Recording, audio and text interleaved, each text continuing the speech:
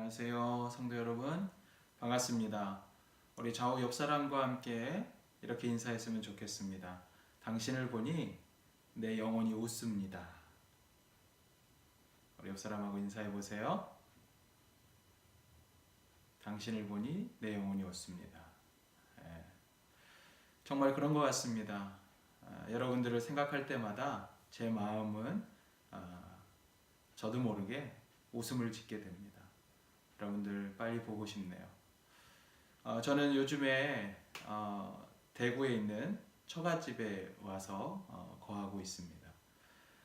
대구에는 여러 가지 좋은 것들이 많이 있는데 특별히 여러분들에게 이곳 대구와 관련된 질문을 하나 드리겠습니다. 혹시 여러분들이 이분을 아실까요? 이분들을 넬리 딕 아담스, 마가다 엘리자베스 콜러, 체이스 크로포드 사우텔, 존 해밀턴 도슨, 하워드 마펫. 이분들이 누구일까요? 아마 예상하고 계신 분들도 있겠지만 또 그렇지 않은 분도 있을 수 있겠어요. 이분들은 누구냐 하면 대구에 처음 복음을 전했던 선교사님들의 이름입니다. 이분들이 묻혀있는 동산의료원 외국인 묘원에 가보면 이렇게 기록되어 있습니다. 우리가 어둡고 가난할 때 태평양 건너 머나먼 이국 땅에서 배척과 박해를 무릅쓰고 혼신을 다해 복음을 전파하고 의술을 베풀다가 삶을 마감한 선교사와 그 가족들이 여기에 고이 잠들어 있다. 우리가 잘 알고 있는 청라 언덕, 그 청라 언덕 옆에 외국인 묘지에 우리의 선교사님들이 묻혀 계십니다. 우리가 잘 아는 말 가운데 이런 말이 있습니다. 호랑이는 죽어서 가죽을 남기고 사람은 죽어서 이름을 남긴다. 사람들은 저마다 역사 가운데 자신의 이름을 남기기를 원합니다. 그러나 제가 조금 전에 열거했던 선교사님들은 어찌 보면 이 땅의 역사 가운데는 잘 기록되어진 사람은 아닙니다. 복음을 위해서 살았고 복음을 전파하고 그래서 이 땅에서 먼 타국 땅에서 자신의 생을 마감해야 했지만 그러나 그들을 기억하는 사람은 그렇게 많지 않습니다. 그러나 중요한 것은 이것이죠.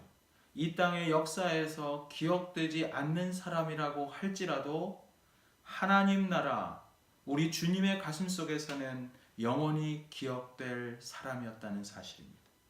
그런 의미에서 우리의 삶이 이 세상이 아니라 저 영원한 나라, 하나님 나라의 역사에 기억될 인생으로 살아갈 수 있다면 여러분 그것은 얼마나 큰 영광이 되겠습니까? 오늘 본문은 영원한 하나님 나라의 이름을 남긴 한 사람의 이야기의 시작이라고 할 수 있습니다.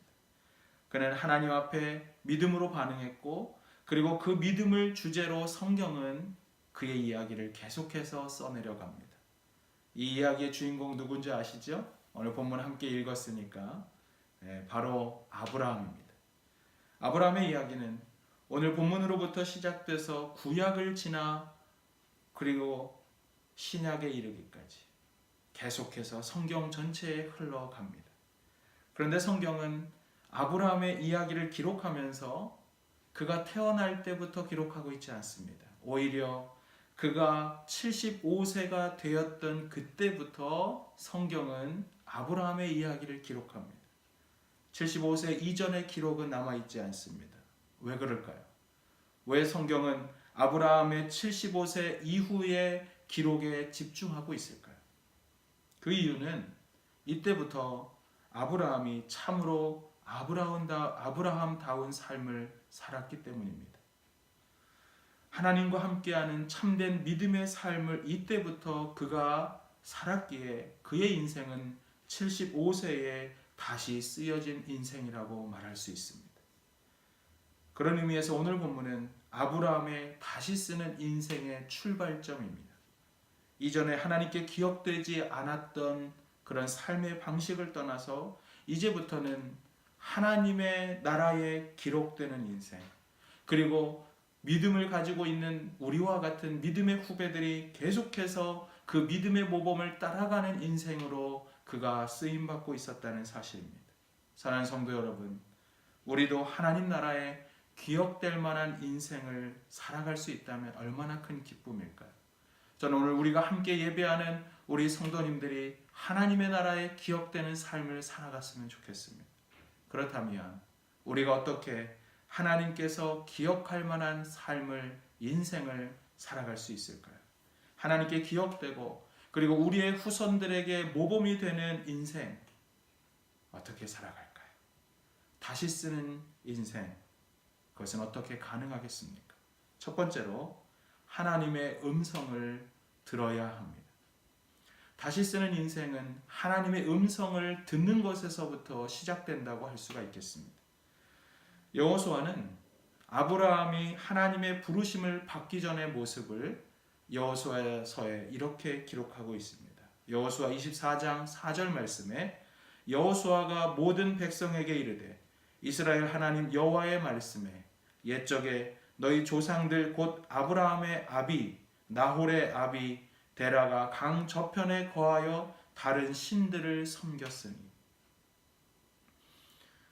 아브라함이 믿음을 갖기 전 그의 아버지와 그의 가족들은 모두가 다 다른 신들을 섬기고 있었다고 성경은 기록합니다. 그런데 오늘 본문 1절은 이렇게 시작하죠. 여호와께서 아브라함에게 이르시되.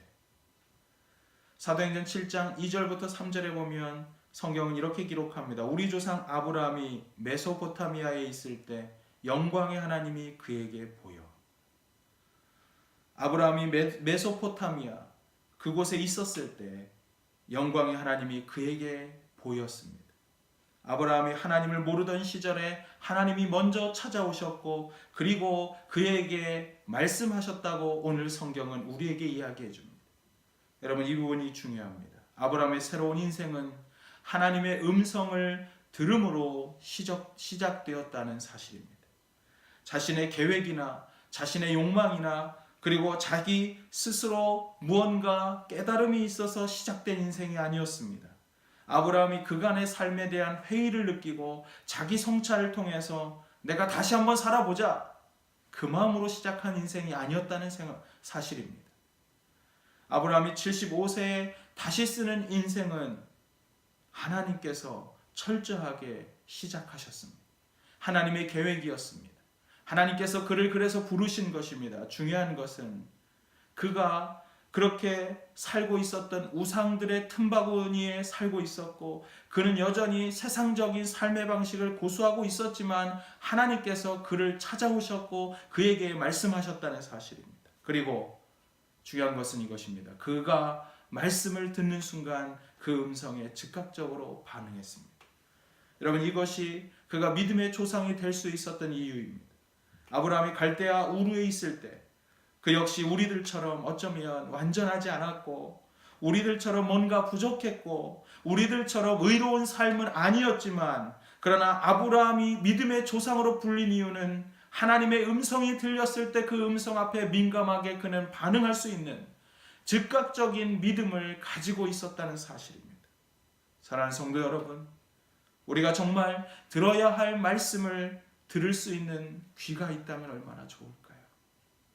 말씀을 그저 이 세상의 어떤 조언이나 지혜 정도로 취급하지 않고 우리의 삶의 무게를 그 말씀에 온전히 두며 진정한 믿음의 사람이 될 수 있다면 저와 여러분은 새로운 삶으로 변화될 줄 믿습니다. 이재철 목사님께서 쓰신 회복의 신앙이라는 책에 이런 이야기를 소개하는 것을 보았습니다. 목사님께서 스위스 제네바에 있는 그 목회를 하고 있을 때 현지인 성경 공부에 참여하게 되었습니다.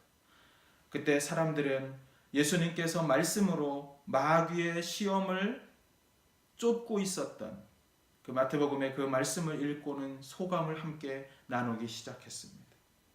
그때 한 백발노인이 소감을 이렇게 이야기합니다. 돌로 떡을 만들라고 했을 때, 성전에서 뛰어내리라고 유혹했을 때, 나에게 경배하면 천하 만국 권세를 주겠다고 예수님께 유혹했을 때 예수님은 말씀으로 그 유혹들을 물리치셨습니다. 잘 알다시피 우리에게 불현듯이 유혹의 엄습함이 있을 때가 있습니다. 그때 우리는 잠시 멈추어 서야 합니다. 잠시 멈추어 서서 말씀 앞에 서야 합니다. 말씀은 모든 것이 명료합니다.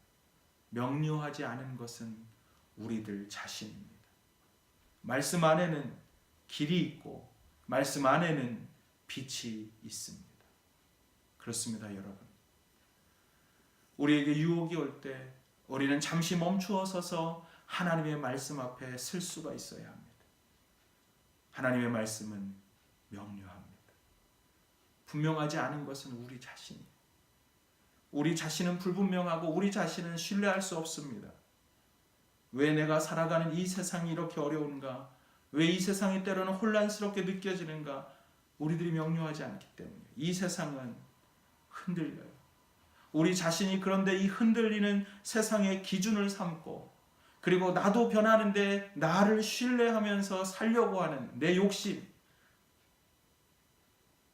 이것에 우리의 인생의 기준이 있다면, 내가 살아가는 인생이 이 세상의 것에 기준을 잡고 이 세상의 소리에 예민하여서 나아간다면, 여러분, 세상이 흔들릴 때 우리도 같이 흔들리는 거예요. 내 기초가 세상에 있기 때문에 그렇습니다. 그러나 말씀은 변하지 않습니다. 말씀은 신실합니다.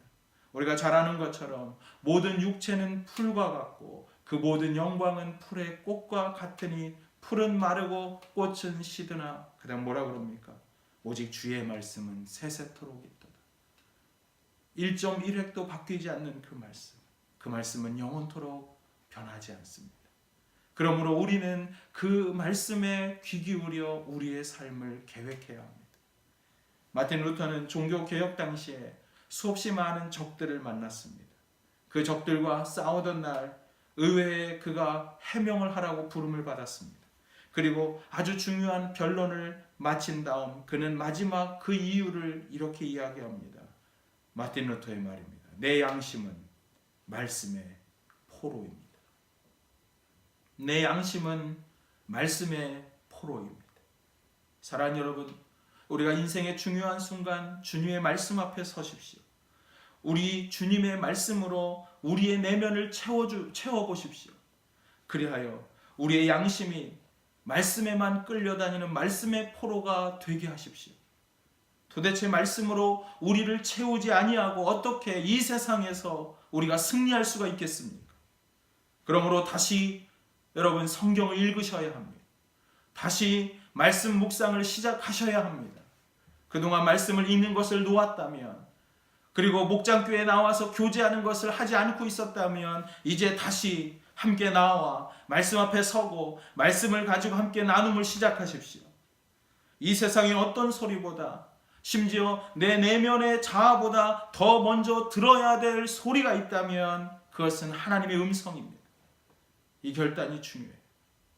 여러분, 일터에서 일하면서 일만 하지 마십시오. 일하면서 말씀을 읽으세요. 진지하게 성경을 읽어보세요. 그리고 피곤하겠지만 다만 10분이라도 좀 먼저 일어나서 내가 일찍 출근해서 말씀을 보겠다. 그런 결단이 필요합니다. 그리고 내가 조금 더 기도의 자리로 나아가겠다. 여러분, 그렇게 될 때 우리의 인생에 부딪혀오는 하나님의 음성이 들릴 것입니다. 내가 주님 앞에 온전히 서서 말씀을 붙잡는 순간 그 말씀을 통해 하나님의 음성이 들리기 시작합니다. 음성이 들리면 우리의 인생이 달라집니다. 그 말씀이 우리의 인생을 다시 걷게 할 것입니다. 그 말씀이 우리로 살아나게 할 것입니다. 그 말씀이 나로 힘을 주고, 그리고 마침내 하나님 나라에 기억되는 영광스러운 삶의 걸음을 시작하게 될 줄을 믿습니다. 다시 쓰는 인생 어떻게 가능할까요? 두 번째로, 세상의 방식에서 떠나야 합니다. 우리가 하나님의 음성을 듣습니다. 그리고 세상의 방식에서 떠나야 합니다. 오늘 본문 1절 말씀을 우리 같이 한번 읽어볼까요? 1절입니다. 시작. 여호와께서 아브라함에게 이르시되 너는 너의 고향과 친척과 아버지의 집을 떠나 내가 내게 보여줄 땅으로 가라.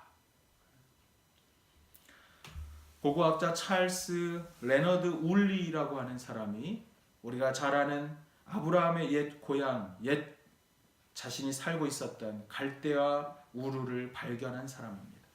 그에 의하면 갈대아 우르는 25만 명의 인구가 살고 있었던 당시에 메소포타미아에서는 굉장히 큰 도시였다고 합니다. 25만이니까 제가 어저께 해밀턴 인구가 얼마인가 찾아봤는데 정확한 건지 모르겠습니다만 백과사전에는 작년도에 16만 정도라고 이야기합니다. 그러니까 굉장히 큰 도시였던 것이죠. 이 도시에는 여러분 수도 시설이 아주 잘 되어 있었습니다. 그리고 도로가 포장되어 있었습니다. 아브라함 당시에 말이죠. 그리고 발코니에는 냉온수 시설을 갖춘 목욕탕을 갖추고 있는 2층 벽돌집이 지금도 발견되고 있다고 합니다. 이 아름다운 도시에서 아브라함은 모든 것을 갖추고 평안한 삶을 살며 75세가 되었습니다. 그런데 그때 하나님께서 찾아오셨습니다. 그리고 말씀하십니다. 너는 너의 고향 그리고 친척과 아버지 집을 떠나라. 이 말씀을 들었을 때 아브라함의 마음에는 여러분 고민이 있지 않았을까요? 여러분 고향이 무엇인가요? 고향은 지금까지 살아온 내 삶의 근거입니다. 친척과 아버지 집은 지금까지 맺어왔던 모든 관계와 영향력을 의미합니다. 그런데 주님께서는 그 모든 것들로부터 떠나라고 이야기합니다. 이것은 여러분 일종의 자기부정입니다. 우리 성도 여러분들이 뉴질랜드 땅에 와서 새롭게 자리 잡고 그리고 입지를 굳혀가고 있다고 생각해 보십시오. 내가 이제 여기서는 평안하게 살 수 있는 상황이 되었다고 생각해 보십시오. 그런데 그때 우리 주님이 말씀하십니다. 그곳을 떠나라고. 그 관계들을 끊어야 한다고. 지금의 영향력의 그 자리에서 내려와야 한다고.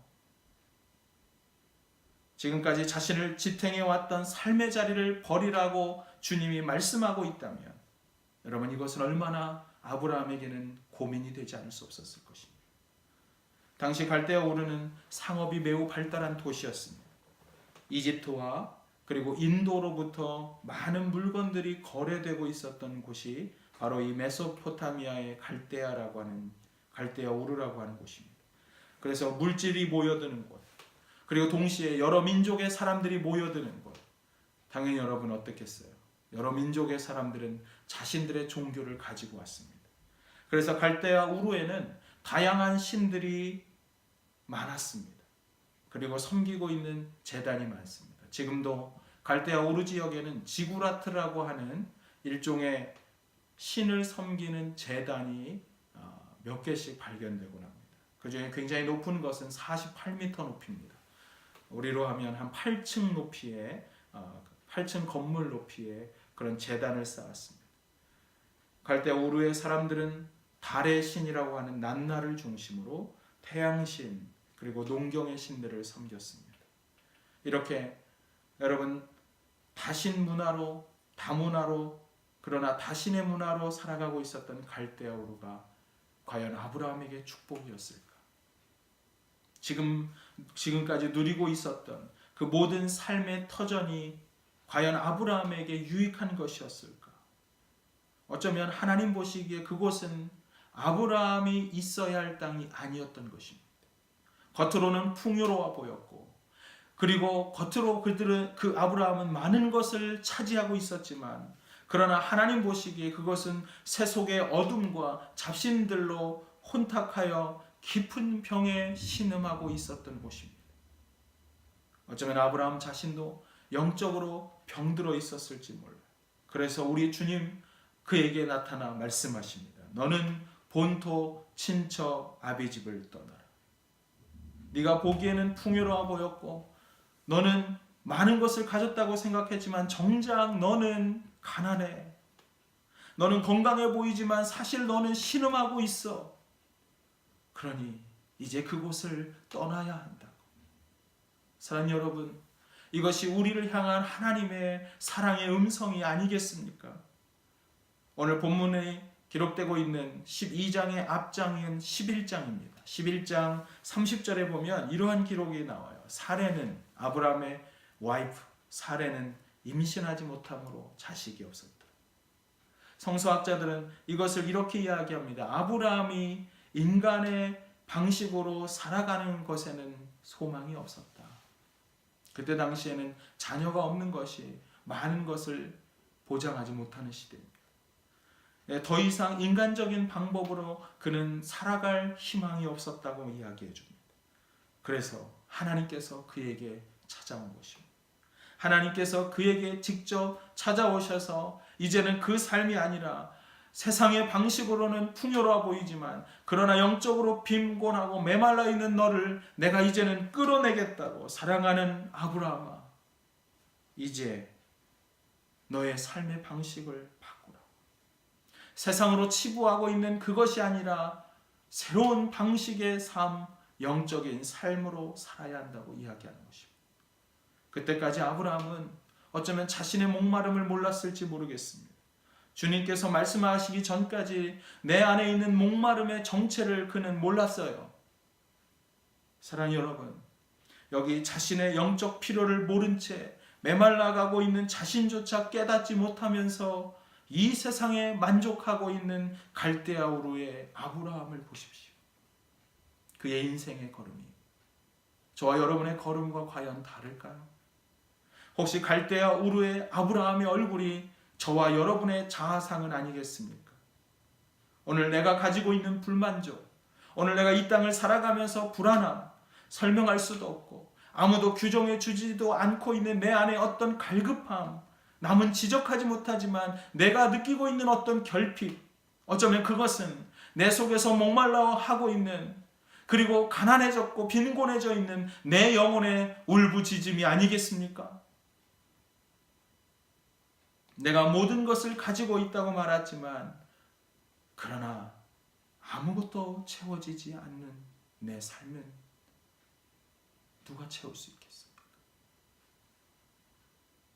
이런 우리를 향해서 우리 주님은 이렇게 말씀하신 적이 있습니다. 이사야서 55장 2절에 너희가 어찌하여 양식이 아닌 것을 위하여 은을 달아주며 배부르게 하지 못할 것을 위하여 수고하느냐. 내게 듣고 들을지어다. 그리하면 너희가 좋은 것을 먹을 것이며 너희 자신들이 기름진 것으로 즐거움을 얻으리라. 내게 듣고 들을지어다. 그리하면 너희가 좋은 것을 먹을 것이며 너희 자신들이 기름진 것으로 즐거움을 얻으리라. 사랑하는 여러분, 우리 주님 안에 있을 때, 주의 음성을 들을 때 그제서야 우리는 참으로 만족할 수가 있어요. 그래서 성 어거스틴은 회고록에 이렇게 고백했습니다. 오 하나님, 내 영혼이 당신의 품 안에 돌아오기 전까지는 참된 평안이 내게 없습니다. 내 영혼이 하나님 당신의 품에 안기기 전까지는 나는 평안하지 않아요. 가지고 있지만 평안하지 않아요, 하나님. 왜냐하면 세상을 가진 것은 아무것도 가진 것이 아니니까요. 주님을 소유할 때만 나는 비로소 나를 찾는 것이고 만족할 수 있기 때문에. 그러므로 사랑하는 여러분, 세상적인 방식으로 우리 영혼의 결핍을 채우려는 시도를 멈추십시오. 채울 수 없는 이 세상의 방식으로 우리의 영혼을 만족해 하려는 그 사고를 버리십시오. 이 세상의 갈대아, 이 세상의 방법으로 평안하려고 하는 그 모든 것에서 떠나야 합니다. 우리가 세상의 갈대아우를 떠나는 날 더 이상의 목마름은 없을 것입니다. 그리고 그분 앞에 나와 주의 음성을 듣고 주님과 함께 교제하는 삶을 시작할 때 비로소 우리는 참으로 만족한 인생을 살아갈 것입니다. 그리고 메마르고 빈곤했고 어두웠던 우리의 오늘은 과거가 되어버리고 주님 앞에 더 풍요로움을 경험하는 위대한 믿음의 삶을 살아가게 될 줄을 믿습니다. 다시 쓰는 인생 어떻게 가능할까요? 세 번째로 믿음의 모험을 떠나야 합니다. 우리가 하나님의 음성을 듣고 그리고 이 세상의 갈대아 우루 세상의 방식에서 떠났다면 그 다음에 무엇을 해야 합니까? 믿음의 모험을 떠나야 합니다. 오늘 본문 4절을 함께 읽겠습니다. 4절 말씀 같이 한번 읽어볼까요? 시작. 이에 아브라함이 여호와의 말씀을 따라갔고 롯도 그와 함께 갔으며 아브라함이 하란을 떠날 때에 75세였더라. 여러분 이 4절 말씀에서 여러분 중요한 말씀이 무엇인 줄 아세요? 뭐가 중요할까요? 중요한 문장, 첫 번째 문장입니다. 이에 아브라함이 여호와의 말씀을 따라갔고. 성경은 아브라함의 새로운 시작을 이렇게 표현합니다. 아브라함이 하나님의 말씀을, 여호와의 말씀을 따라갔고. 성경이 굳이 여호와를 따라갔고가 아니라 왜 여호와의 말씀을 따라갔고라고 기록할까요? 그 이유는 그가 말씀을 진정 믿고 따랐기 때문에. 사실 그에게는요, 여러분 가나안 땅은 한 번도 가보지 않은 곳입니다. 아브라함이 가나안을 향해 가는 거, 여러분 가나안을 정탐한 적도 없습니다. 아브라함에게 가나안 땅은 연고지도 아니에요. 아브라함은 그곳에 정탐꾼을 보낸 적도 없습니다. 그렇다고 여러분 하나님께서 네가 이제 그곳을 떠나야 해 라고 하면서 가나안 땅의 그림을 보여주지 않았어요. 오늘 성경에서도 보면 그렇게 표현하지 않았잖아요. 그저 말씀을 따라갔습니다. 본토 친척 아비집을 떠나라고 그렇게 말씀하시면서도 내가 지시할 땅으로 가라고 했지. 여러분 아직도 보여주지 않는 거예요. 우리 주님. 그런데 아브라함은 그저 하나님의 말씀 하나만을 믿고 약속의 땅을 향해 갑니다. 하나님이 말씀하시면 그곳으로 충분하고 그 말씀 속에 하나님의 계획이 있을 것을 신뢰하고 떠나는 것입니다. 그가 말씀을 듣고 믿음의 모험을 떠날 수 있었던 이유는 하나님을 신뢰한 것입니다. 그는 그 신뢰하는 믿음을 가지고 나아갔습니다. 그래서 히브리서 11장 8절에 이렇게 기록합니다. 믿음으로 아브라함은 부르심을 받았을 때에 순종하여 장래의 유업으로 받을 땅에 나아갈새 갈 바를 알지 못하고 나아갔습니다. 이제 그는 갈 바를 알지 못한 그곳을 향해 갈 때 히브리서 11장 8절에 뭐라 그래요? 믿음으로 떠났다. 믿음으로 아브라함은 갈 바를 알지 못하고 나아갔습니다. 이제 그는 더 이상 이 세상의 경험과 이 세상의 방식으로 검증된 방법을 향해 나아가지 않았다는 것입니다. 오직 하나님의 말씀만을 의지해서 미지의 땅, 한 번도 가본 적이 없는 곳, 알지도 못하는 그곳을 향해 인생의 모험을 시작했다는 사실. 사랑하는 여러분, 믿음은 모험입니다. 우리의 인생도 모험입니다. 그래서 폴 투르니에라고 하는 사람은 이렇게 말했어요. 우리의 인생을 모험으로 사는 인생이다. 여러분 인생이 만약 모험이라면 사랑하는 여러분 이제 하나님의 말씀을 가지고 그 말씀을 따라서 우리의 인생 모험을 시작해야 되지 않을까요? 우리의 인생이 모험과 같이 위험이 있고 어려움이 있고 때로는 역경을 맞이하는 그러한 삶이 얼마나 많습니까? 그럴 때 내가 신뢰할 수 있는 유일한 분 하나님의 말씀을 붙잡고 내가 나아갈 수 있다. 그럼 그것만큼 귀한 것이 어디 있겠습니까? 내가 갈 바를 알지 못합니다. 내가 가본 적 없는 길을 떠나갑니다. 그는 그러나 그 길을 떠남으로 위대한 하나님의 사람이 되어갑니다. 아브라함이 갈대아 우르를 버리고 믿음으로 말씀을 붙잡았을 때 하나님의 말씀이 그의 인생에 나아갈 길의 길잡이가 되었습니다. 하나님의 말씀이 인생의 나침반이 되었습니다. 하나님의 말씀이 우리의 삶에서도 인생의 지도가 될 줄을 믿습니다. 그러므로 우리도 그분 앞에 하나님 앞에 고백할 수 있었으면 좋겠어요. 다윗이 시편에 고백했던 것처럼 주의 말씀은 내 발의 등입니다. 내 길의 빛입니다. 여러분 다윗이 살던 시대에는 우리처럼 길게 비춰주는 플래시가 있는 게 아니었어요. 전등이 있지 않았어요. 고고학에 따르면 발등에 붙이는 작은 등불이 나왔습니다.